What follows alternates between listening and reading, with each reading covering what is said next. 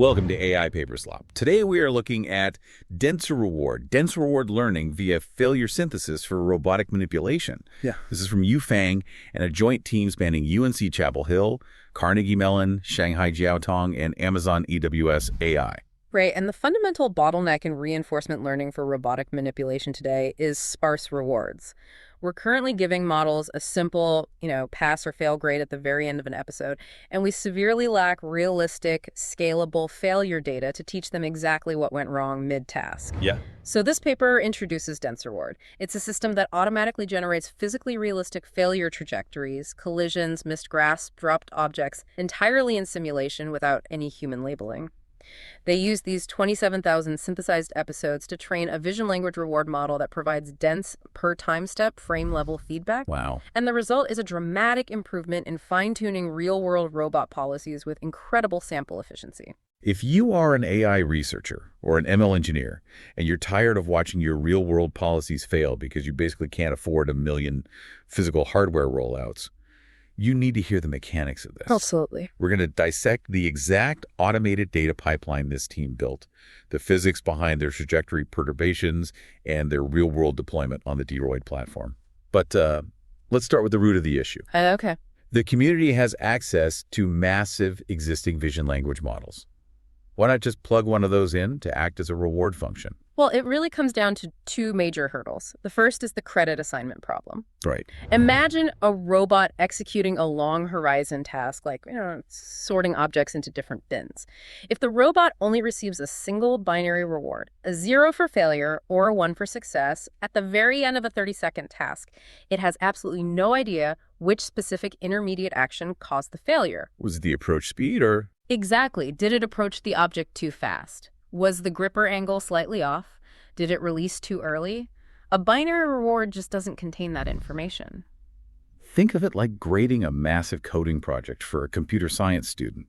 If the compiler just spits out fail at the very end of the execution without pointing to a specific line of code or like returning a stack trace, how are you supposed to debug the logic? You can't. Right. So how is the robot supposed to know which specific neural weights to update? And the second hurdle is the data scarcity problem. I mean, we have massive open source data sets now, like OpenX embodiment. Sure. But those data sets essentially only contain successful human demonstrations.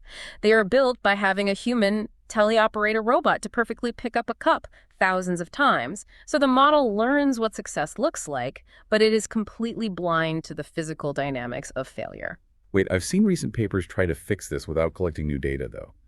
Works like Roboboard or Robometer use what they call pseudo-failures. Right, pseudo-failure. Couldn't you just take a video of a perfectly successful demonstration, pause it halfway through the task, and label that truncated frame as a failure? I mean, the robot didn't finish the task, so it's technically a failure, isn't it? Technically, yes, but that approach is highly inadequate for learning real-world physics.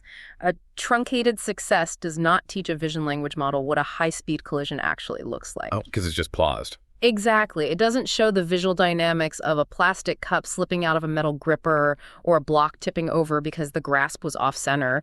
Real failures have unique physical properties: friction, gravity, kinetic energy, and you just can't simulate those physical realities by hitting pause on a video of a robot doing something correctly. To teach the model what a mistake is, it actually has to physically see mistakes. Exactly. But having humans sit there and manually drive robots into tables or intentionally drop cups 30,000 times is a complete non-starter for scaling. So how do we get that massive volume of failure data? Well, the authors built an automated pipeline to generate this data in simulation. They realized that almost any basic tabletop manipulation task can be broken down into 5 canonical phases. Okay, what are they?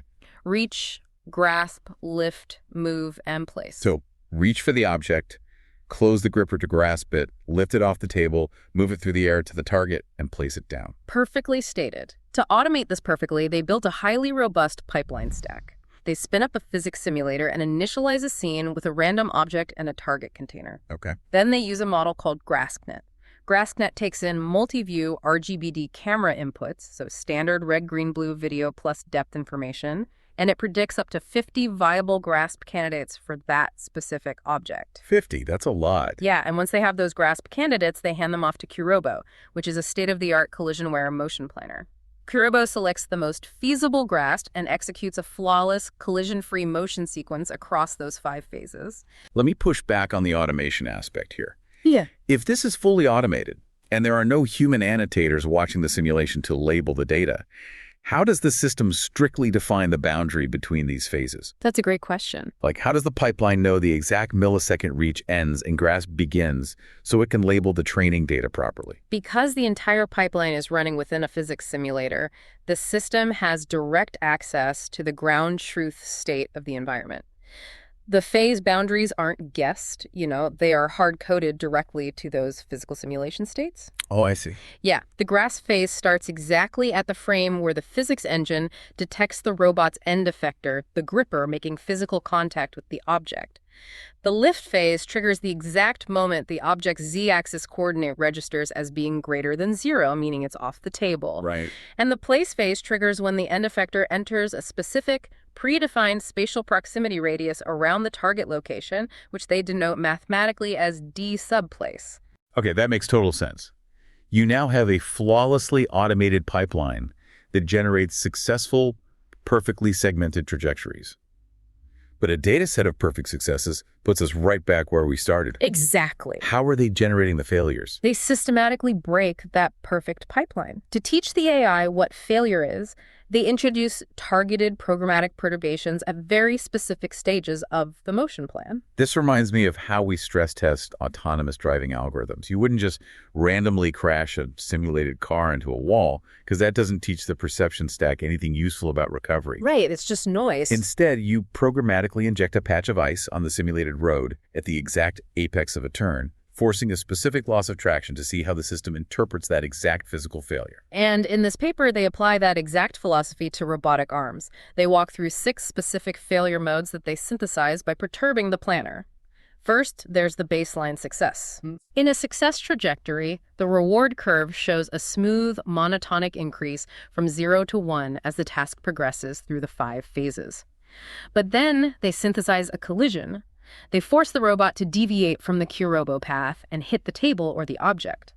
Let's visualize the reward curve for a collision. If you're plotting the reward over time, what does a crash actually look like to the model? It forms a distinct mountain-shaped curve. As the robot reaches toward the object, the reward steadily increases because it is mathematically making progress toward the goal. Makes sense. But the reward peaks right at the exact moment of impact. After the crash, progress halts, the physical state gets chaotic, and the reward rapidly decays back toward 0. What about a complete miss? That's the miss failure mode. The gripper approaches, but the perturbation forces it to close on empty air.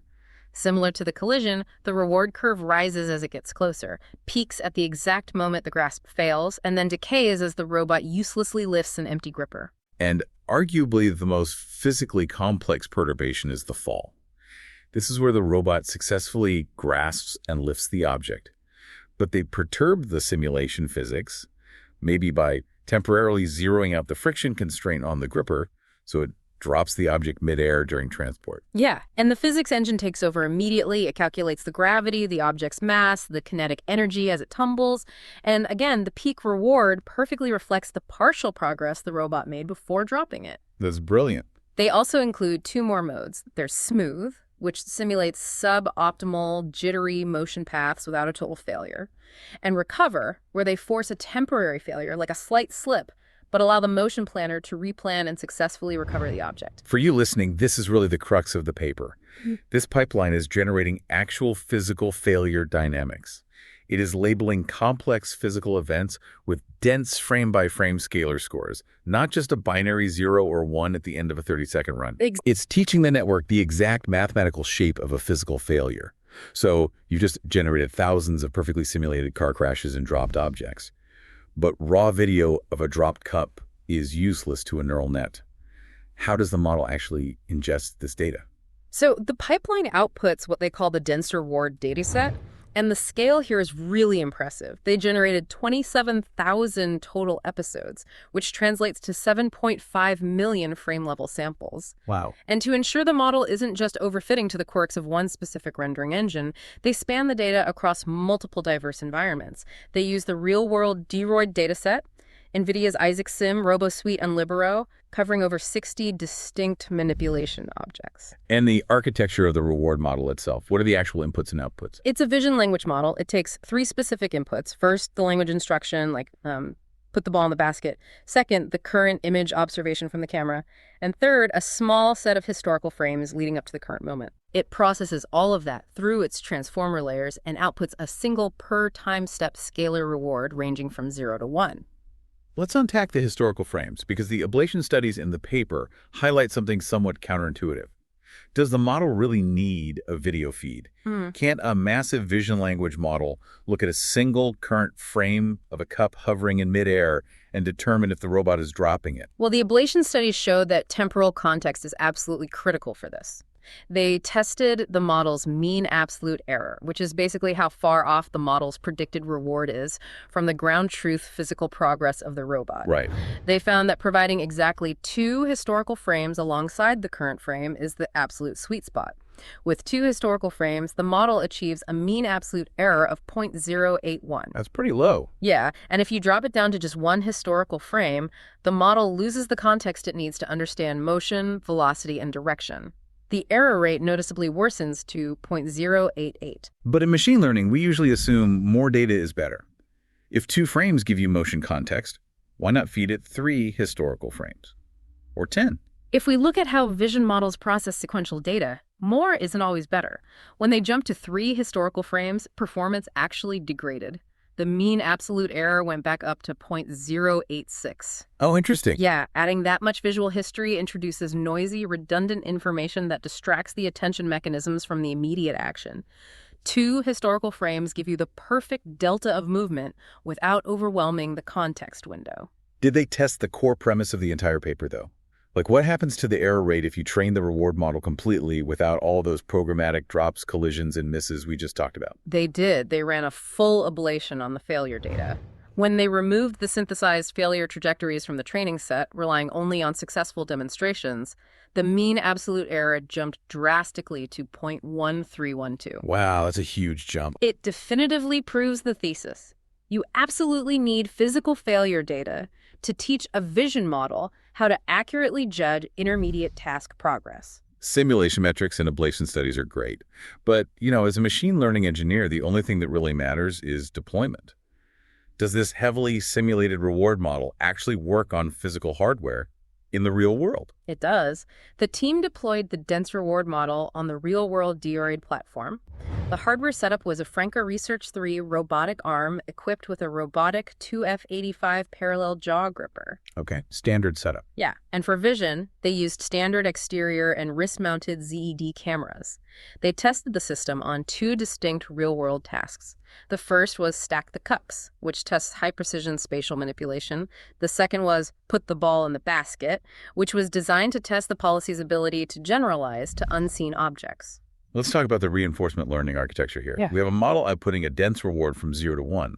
How are we applying that reward to train the robot? We aren't just updating a massive foundation model from scratch, really. Oh, definitely not. Because if you try to update billions of parameters just to teach a robot to stack a cup, you run into massive inefficiency. Exactly, and you risk catastrophic forgetting.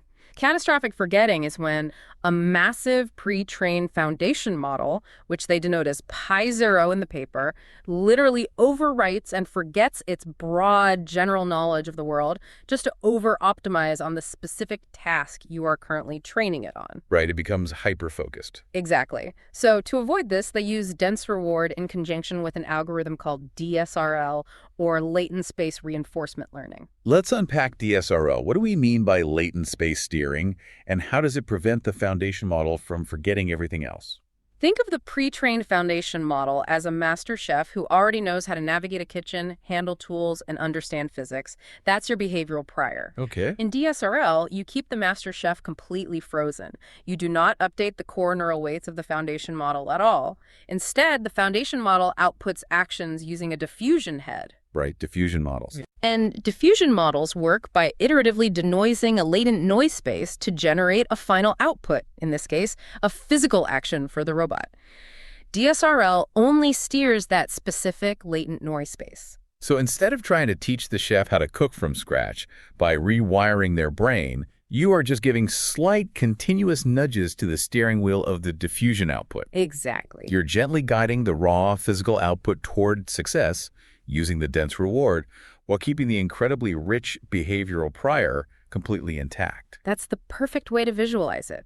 And to integrate the DenseReward model with this latent space steering, they use a highly elegant reward formula. At each time step t, the total reward given to the reinforcement learning loop, r sub t, is equal to -1 plus the scalar score from the DenseReward model. I want to look closely at that formula. -1 plus the model's reward. What is the functional purpose of the -1? The -1 acts as a constant step penalty. It punishes the robot slightly for every fraction of a second it takes to complete the task. This forces the policy to be efficient. It can't just dawdle or hover over the object safely to avoid a collision. I see. But because the DenseReward model is outputting a positive scalar that grows larger as the robot successfully completes the reach, grasp, and move phases, it offsets that time penalty. It beautifully balances the need for speed with the necessity of rewarding intermediate progress toward the final completion state. That elegantly solves the credit assignment problem for short horizon tasks. You are continuously rewarding the robot for moving in the right direction while constantly penalizing it for wasting time. Exactly. And the sample efficiency they achieved by combining this latent space steering with the DenseReward feedback is staggering. On the real-world cuck stacking task, the frozen base policy only had a 40% success rate out of the box. Yeah, pretty low. But after running the RL loop with DenseReward, it achieved an 80% success rate in just 20,000 training steps. For context, 20,000 steps translates to only about 20 real-world rollouts. That is the raw power of having dense frame-level feedback instead of waiting for a binary pass or fail at the end of a run. We've proven that we don't need thousands of hours of human-annotated failures. We can systematically extract the physical dynamics of failure purely from a simulator, train a vision language model on those dynamics, and use that model to steer real-world diffusion policies with incredibly low data budgets. As we wrap up, I want to leave you with this final provocative thought. This team achieved incredible real-world results by decomposing simple tabletop manipulation into 5 canonical phases: reach, grasp, lift, move, and place. Right. But consider the implications of this phase decomposition for even more complex physical embodiment. If we can perfectly synthesize dense rewards for a simple parallel jaw gripper by breaking its actions down into these 5 rigid steps, could we apply this exact targeted perturbation framework to highly dexterous, multi-fingered robotic hands? That's a fascinating thought. Or complex multi-stage tool usage? How would you define the physical mathematical phases of a robot using a power drill, or tying a knot, to auto-generate those physical failures in simulation? Once you can define the strict state boundaries of those complex phases, you can programmatically synthesize the failures. The applications for scaling robotic reinforcement learning are practically limitless. Something to mull over as you design your next training loop. That's all for today's dive into AI paper slop. See you next time.